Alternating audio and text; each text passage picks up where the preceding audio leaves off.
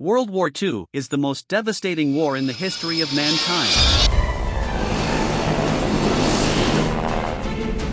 Cities like Tokyo, London, and Berlin were completely destroyed during this war. This is the entire story of World War II. Ob du glaubst, dass ich fleißig gewesen bin, dass ich gearbeitet habe. It is difficult to track down one single event that sparked the conflict. The world's most hated treaty, the Treaty of Versailles, thus starting World War II in 1939. The whole world is against Hitler and Hitlerism. So, our story begins in 1919, the year when World War I was over, and the Treaty of Versailles was imposed on Germany. The people were furious with the Weimar Republic for not even trying to negotiate the enormous fine of $33 billion imposed on them. This raised a demand for a new leader in Germany. The first payment of this fine was made by Germany in 1921, which caused hyperinflation in the country. The situation was so bad that in 1921, the price of bread in Germany was 160 marks, but just a year later, in 1922, the price had grown to not thousands, not even millions, but 200 billion marks. Obviously, the economy crippled, and with skyrocketing unemployment, a bold young politician, Adolf Hitler, emerged, a talented person who knew how to manipulate people with his speeches. For the next 10 years or so, people were manipulated to think that Jews and socialists were the reason behind Germany's international embarrassment. In 1929, due to the Great Depression, unemployment became even worse. As a result, Hitler declared himself the dictator of Germany after taking control of the entire country. Hitler set out to make his dream of the German Empire come true, or a German Reich if you will, a country that would be racially pure, with only the Nordic Aryans residing there. And in full violation of Treaty of Versailles, Germany's Luftwaffe Squadrant was set up, conscription was introduced, and he jazzed up his army, and surprisingly Allies did nothing. But the growing militarization in Germany alerted France. France built a 450-kilometer fortification along its eastern border, known as the Maginot Line. By the time Hitler thought his military was prepared enough, he marched his army into Vienna, and Austria became a merger with Germany. Hitler's next target was Czechoslovakia. In Czechoslovakia, there was a region known as Sudetenland, where around 3 million people were Germans. He used this as an excuse to claim this part of Czechoslovakia. At this point, a Munich agreement between Hitler and Neville was signed, and Sudetenland was handed over to Germany. But in return, Hitler promised he wouldn't attack the rest of Czechoslovakia. Hitler's invading the rest of Czechoslovakia. What? Hitler's invading the rest of Czechoslovakia.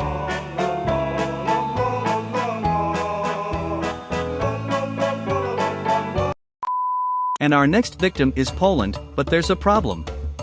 Hitler can't just attack Poland yet because the Soviets also want Poland. So Hitler signed a non-aggression treaty with the Soviet Union, where Hitler promised that Poland would be shared both by Germany and the USSR. And just like that, Poland was outmatched and had no such undertaking has been received, and that consequently this country is at war with Germany. And then came the period known as the phony war, where everyone kinda sat around, and there was no actual war. Meanwhile, Germany and Italy's friendship was official as they signed the Pact of Steel. In the east, there was an incident between Japan and China, which was probably staged by the Japanese to launch an invasion on China. Gunfire was exchanged by the Chinese and Japanese troops at the Marco Polo Bridge, and as expected, Japan launched yet another invasion on China. They swept through Beijing and Shanghai, then advanced through the Yangtze Valley to China's then capital Nanking. Back in the west, Russia had launched a military action against Finland in November 1939. The war lasted for 2 months, but the Soviets couldn't achieve much. To be exact, they got 11% of Finland's area. In the meanwhile, Hitler's eyes were on Denmark and Norway because he wanted to occupy the iron fields present in Norway. On April 9, 1940, Hitler's Luftwaffe bombarded the countries, and the war ended soon because they were outmatched against the German forces.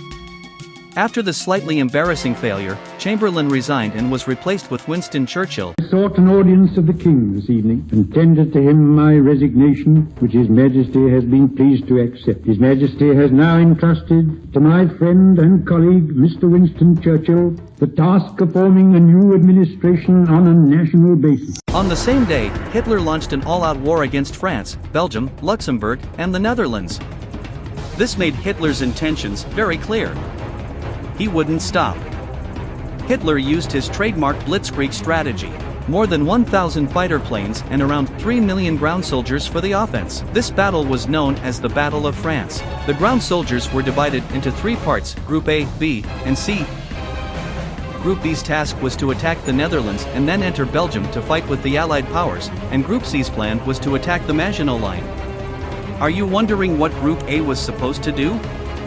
Group A was actually the master plan. The attack on the Maginot Line was a mere distraction so that Group A could enter France through the Ardennes forest, a place full of trees and hills, pretty under-defended because the French thought it was naturally impenetrable. More than 40,000 military vehicles were used to enter exactly through the so-called impenetrable fortress.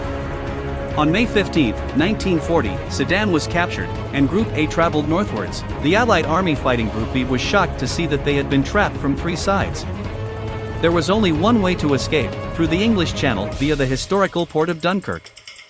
Nearly 400,000 troops were trapped in this area. Few moments later, Nazi troops started firing on the Allied troops, and German fighter planes made the situation even worse. On June 4, 1940, around 33,500 men were successfully evacuated from Dunkirk.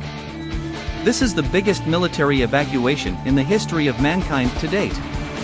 A few days later, on June 22, 1940, France surrendered and sought peace in front of Germany. So by July of 1940, Hitler had established control over nearly all his neighboring countries: Austria, Poland, Denmark, Norway, Belgium, Luxembourg, the Netherlands, and France. At this point, only 3 major countries remain: Germany, the UK, and the Soviet Union.